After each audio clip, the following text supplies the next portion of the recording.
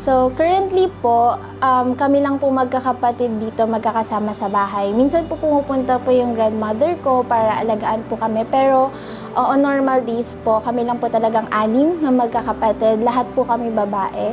Since po yung nanay ko po is OFW and separated na po sila ng father ko. Ngayon, kasama ko sa bahay yung dakila kong mami. Ayan, so mami ko na, daddy ko pa. Kasi since baby ako, siya na yung kasama ko. Parang di ko naman din naramdaman na, ay wala akong tatay, ganyan. Parang walang ganun kasi kumbaga yung mami ko, tawag ko nga sa kanya simula bata, super mom. Ayun, kaya kumpleto na siya yung nandyan. Recently lang po, iniwan na po kami ni Papa. And ang tanging tumataguyod na lang po sa amin is si Mama po. So, growing up po is consistent po na tricycle driver po si Papa. Ayun po. Tapos si Mama po is housewife po talaga. And nung nawala po si Papa, since siya po yung nagpo-provide ng major income po sa family namin, malaking impact po siya sa financial capacity po namin siya ngayon. So, kailangan na mag-provide na rin po si Mama and syempre ako din po. Lahat po kaming 6 nag-aaral po. And then, hindi po namin alam kung saan po kami kukuha ng aming panggastos kasi construction worker po yung tatay ko and yun lang po yung income po na nakukuha namin every month that time. Na-trigger yung sakit ko na to nung 15 years old ako. Specifically, November 22, 2014. Sobrang memorable. Ganito yung mata ko dahil sa Leber's hereditary optic neuropathy. Ang anticlimactic ng pangyayari, tumayo ako bago mag-basketball, tapos biglang nalabo na ng paningin ko. Hindi ko alam kung bakit, pero hinayaan ko lang hanggang akala ko, magagawa naman na salamin yan, hintayin ko na yung Pasko, November naman eh.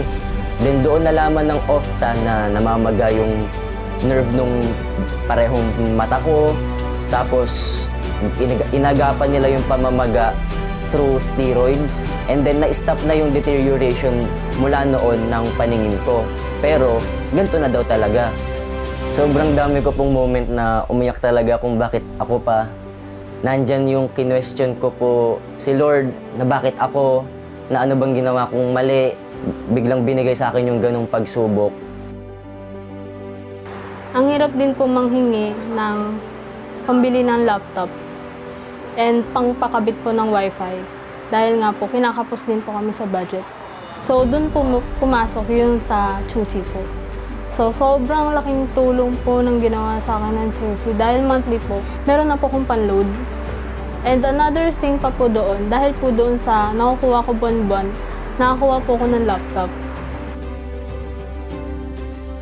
When I look back po sa naging buhay ko for that time na nagkaroon ako ng full-time work and full-time study po. For the whole 3 years, kung titingnan ko po parang ang dark eh. Kasi from morning to afternoon, nasa PNU po ako nag-aaral. And after that, kailangan ko ng pagka-uwi ko ng bahay, kailangan ko ng magbihis, maligo ulit para pumasok sa work.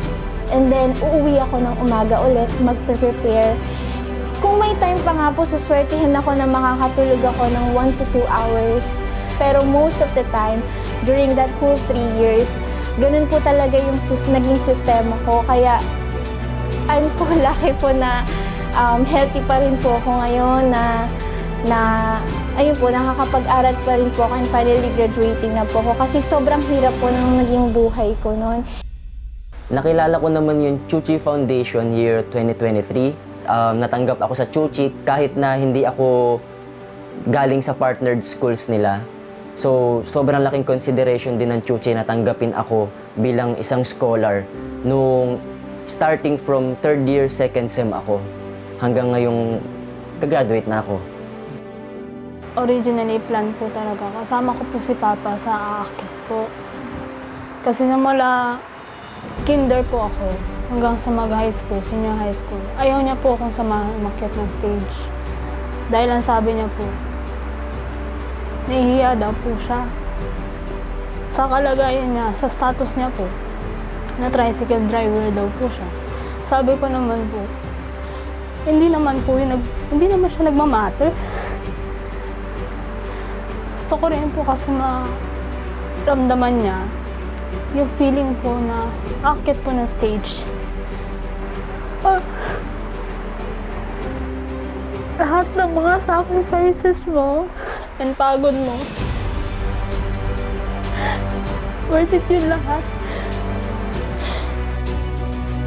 Nung nagkaroon po ako ng scholar sa Chuchi Foundation, talagang sobra pong nakatulong sa akin.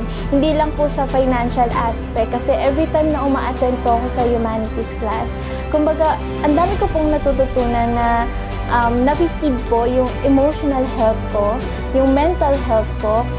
May natatanggap po ako na financial support sa Chuchi Foundation. And ayun po, nakatulong po talaga siya ng sobra sa pag-aaral ko.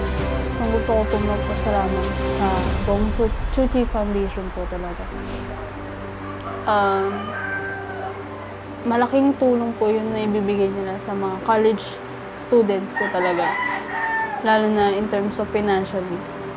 Nagpapasalamat ako dahil sa time na kailangan ko ng tulong is may sumalo po sa akin. Para sa buong Chuchi Foundation, volunteers, mga donors, sobrang thank you sa pagtanggap sa amin ng mother ko with open arms sa Chuchi. Dahil ngayon, graduating na ako, isang visually impaired yung mapapagtapos nyo din ng pag-aaral. Hindi to magiging posible kung wala kayo. Thank you so much po dahil naging parte po kayo sa hakbang patungo sa mga pangarap na gusto naming maabot. Kung wala yung Chuchi Foundation, yung mga donors, yung mga volunteers po, no, wala siguro yung step na hahakbangan ko na makakapagpatuloy po sa akin sa gusto kong maabot sa buhay. Magtatapos na tayo and I want to good luck all of you sa tatahakin nating mga landas. And I really hope na matupad natin yung mga pangarap natin. Sa mga graduating scholars, congratulations! I'm wishing you all the best and kaya natin to kasi Chuchi Scholars tayo.